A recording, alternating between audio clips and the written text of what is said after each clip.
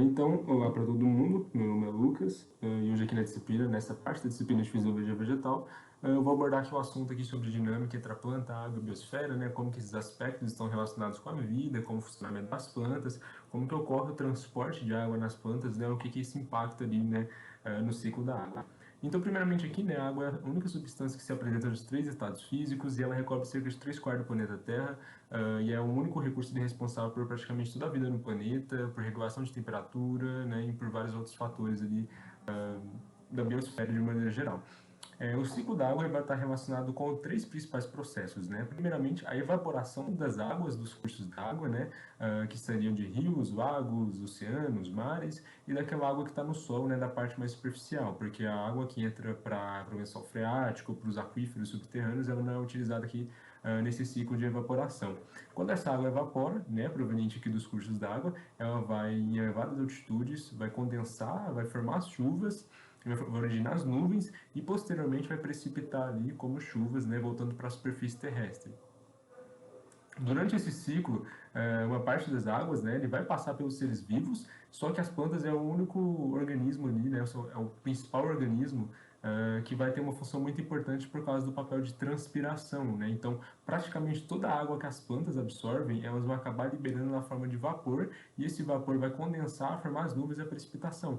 Então, vai ter um papel muito importante para que essa água saia do solo, saia do ambiente físico, vai para a atmosfera e depois volte para o ambiente ali, né?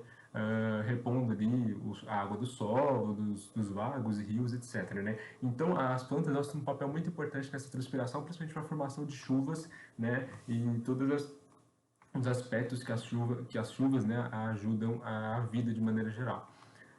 Então, a água, ela vai nas plantas, né? Como que ela está relacionada com o ciclo, né?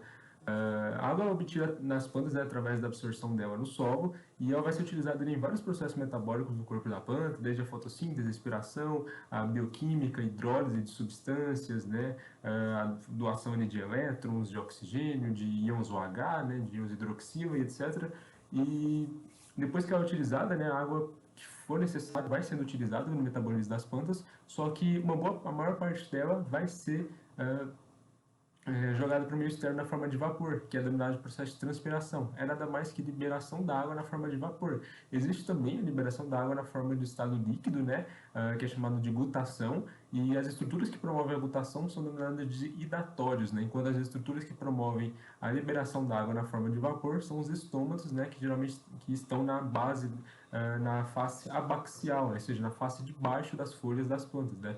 Então tem uma grande quantidade de estômatos, né, que a partir de que a planta abre os seus estômatos para a entrada de CO2 e saída do gás oxigênio, ela também perde a água na forma de vapor. Então a gente tem esses aspectos, mas como que a água vai ser transportada, né, de maneira vertical ali das raízes para a parte mais superior, para onde ela vai ser transpirada, né? Porque o processo de transpiração ele ocorre nas folhas, né? Então como que a água vai ser sair de várias raízes e ir para as folhas para que ocorra o processo de transpiração? Existe a teoria de Dickson, né, a teoria da tensão-coesão, ou teoria da tensão-coesão-transpiração, né, que vai explicar o funcionamento aqui desse mecanismo de transporte de água nas plantas, né? Plantas, né, de maneira ascendente e contra a gravidade, né, ali das raízes para as folhas para que ocorra o processo de transpiração e que tem um fluxo ali contínuo ali de reposição na parte de água, né, na parte interna da planta, ali nos seus nas suas estruturas vegetativas, no seu metabolismo, etc. Né? Então, para a gente entender aqui, né, primeiramente, o processo de capilaridade, ou fenômeno de capilaridade, é que as moléculas de água ela tem essa capacidade de se manter em uma coluna ali constante, né, sem que nenhuma pressão externa esteja exercendo quando elas estão dentro de vasos com diâmetros menores que 1 milímetro. Então, os vasos que transportam as moléculas de água na seiva bruta, de maneira geral, é denominado de xilema e, mais especificamente, os elementos de vasos que compõem o xilema, né? Então, vai ocorrer, eles são menores que 1 milímetro, né, de diâmetro, então vai ocorrer o fenômeno de capilaridade, né? E outro aspecto é a relação ao potencial hídrico, né? Então, a água ela tende a ter ela tem a tendência, né, de se mover de áreas com maior potencial hídrico para menor potencial hídrico. Então, a atmosfera, né, o ar, o ambiente externo, ele tem um potencial hídrico menor que o das folhas. Então, a água vai ter a tendência de sair das folhas para a atmosfera ali, para o ar, denominado de processo de transpiração, que é a perca de água ali, né, na forma de vapor pelas folhas, né?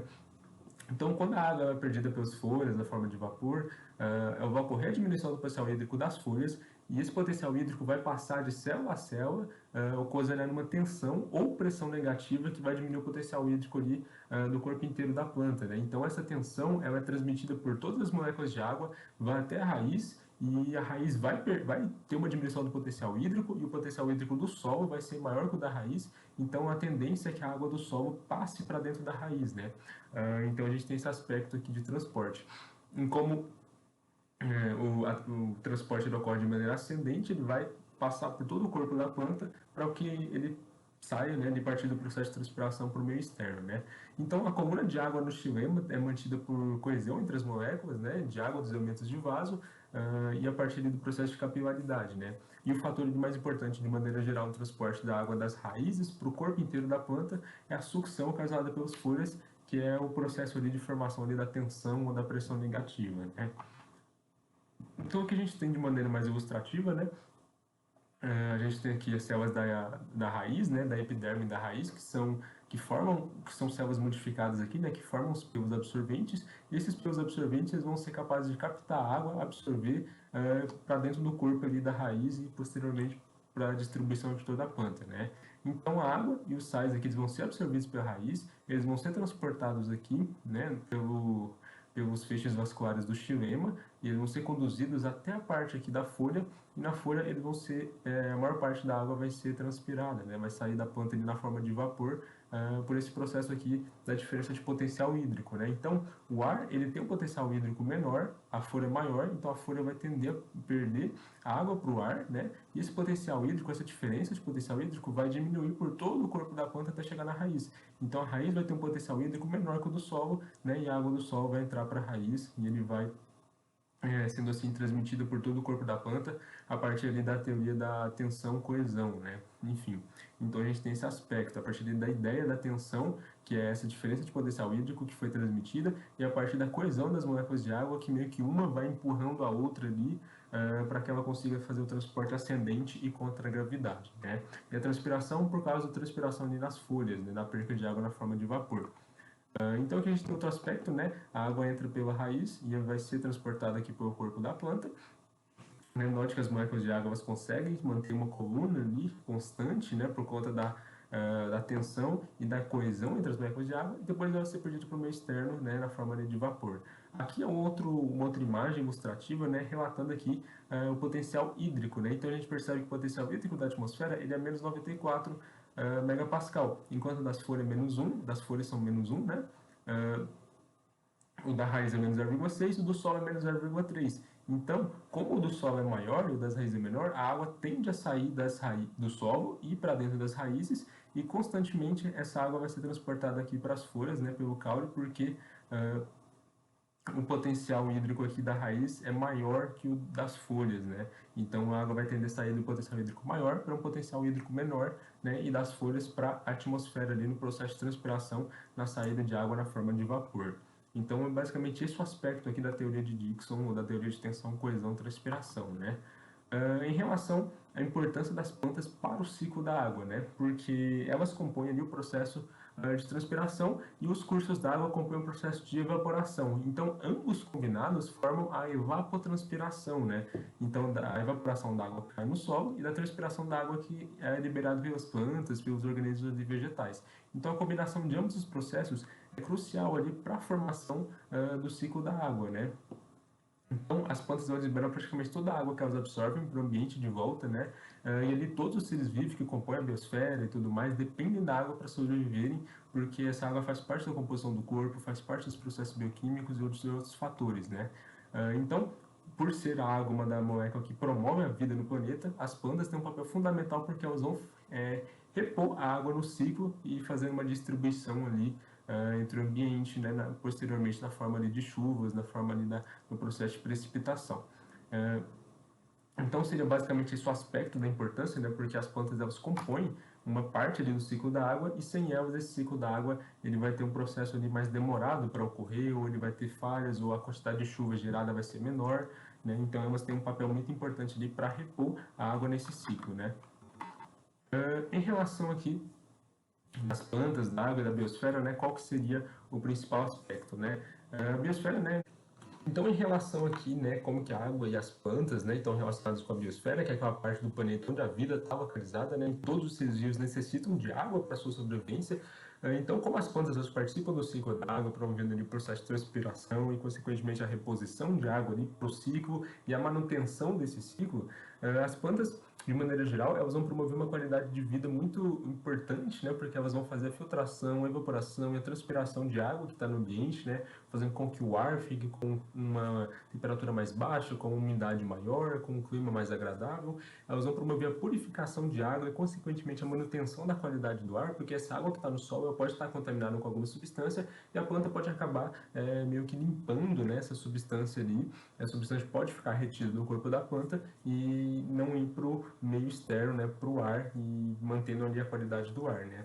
Uma vez que ela formar as nuvens, consequentemente, grande chance de formar chuvas, né, precipitação, né, que essa água liberada pelas plantas elas vai promover a formação de nuvens e, muito provavelmente, a precipitação, então, diminuindo o clima do ambiente, né, irrigando as áreas ali necessárias de lavouras, né, enfim, deixando uma temperatura muito mais agradável, né. E um outro aspecto é que a formação de chuvas, né, promove a infiltração da água no solo, a manutenção do lençol freático e de aquíferos subterrâneos, que são depósitos muito importantes de água, né, para utilização, né, enfim, e vão promover a estabilização de temperatura, né, porque uma grande quantidade de água no ar, né, uma grande quantidade de vapor de água no ar, uma vez que a água tem um alto calor específico, né, ela vai conseguir meio que absorver a maior parte da temperatura e o ar vai ficar com um clima um pouco mais agradável, né, enfim. E então, como as plantas auxiliam na formação de chuvas também, elas vão ter a consequência ali na manutenção de rios e lagos e vai ter um impacto muito grande na agropecuária porque precisa das chuvas, né, ou da reposição de água nesses rios e lagos para que ocorra ali o processo ali de produção ali de alimentos, enfim. Um outro aspecto aqui é sobre os impactos na vegetação e o ciclo da água, né? Então, como a gente viu que a vegetação ela participa diretamente do ciclo da água e sem as plantas ali, né, esse ciclo da água vai ter um tempo maior para ocorrer, vai ter uma menor quantidade de chuvas, a água não vai voltar para o ambiente de maneira mais constante, em maiores quantidades, então as plantas vão ter um papel muito importante. Então, por isso também que a gente pode entender que a conservação ambiental não está relacionado apenas ao aspecto direto ali da biodiversidade, né, mas também ali com a manutenção ali de ciclos, né, biogeoquímicos como o ciclo da água, que é importante para a biodiversidade de maneira geral, né. Então, quando ocorre desmatamento, quando ocorre alguma coisa relacionada, não é só a biodiversidade que perde, né. Outro aspecto também seria nessa reposição aqui da água e no ciclo de maneira geral. Então, quando a gente tem um ambiente, né, que está desmatado e tudo mais, parte da água ali que chegar no solo, ela não será evaporada, né, porque as plantas elas não vão absorver, então vai ter uma baixa umidade atmosférica. Sem as plantas nesse ambiente, né, vai ocorrer erosão do solo, inundações, deslizamento de terras, né, porque as plantas elas promovem ali a abertura de poros e meio que de buracos ali na terra, permitindo a infiltração da água, impedindo com que esses processos aqui ocorram. Se o solo for compactado por algum outro tipo de vegetação, por agropecuária, enfim, vai ter uma baixa retenção de chuva e, consequentemente, uma baixa alimentação do lençol freático e das nascentes dos rios, né? Sem a vegetação, vai ter uma diminuição da quantidade de chuva e alimentação dos cursos d'água, então o processo de falta de água, né, nos ambientes, tanto para a agropecuária quanto para o ambiente urbano, né, para a população e para consumo, sem a vegetação, esses rios, esses lagos, eles vão ter uma vazão, um volume muito menor e, consequentemente, a gente vai ter racionamento de água, né, enfim, a seca de maneira geral. Sem chuvas, sem água, vai ter a perca de biodiversidade vegetal e animal, então se desmatar uma grande região, enfim, se o processo de desmatamento continuar ocorrendo, se o impacto na vegetação continuar e não tiver um processo de conservação ambiental, né, e tudo mais, não é só a biodiversidade das plantas né, que vai ocorrer, mas enfim, de maneira geral, das plantas, dos animais e dos seres vivos, né? E também vai ocasionar problemas econômicos, né, porque a falta de água promove ali surgimento de doenças, consequentemente ali seca, enfim. Então a gente tem esses aspectos relacionados aos impactos da vegetação e como que isso vai gerar no ciclo da água e qual que é a consequência aqui, né, para os seres vivos e para a saúde e para a população de maneira geral. Então, a gente tem essas referências que foram utilizadas no momento do trabalho, né, para se alguém que quiser consultar, e seria essa a ideia que eu tinha proposto aqui, qual que é a relação, como que ocorre o transporte de água de maneira ascendente, né, e qual que é a relação ali das plantas com o ciclo d'água, e quais os impactos, né, que se ocorrerem na vegetação vai ter sobre o ciclo da água e sobre a biosfera ali, sobre a vida de maneira mais específica. Então, seria isso e muito obrigado por terem assistido.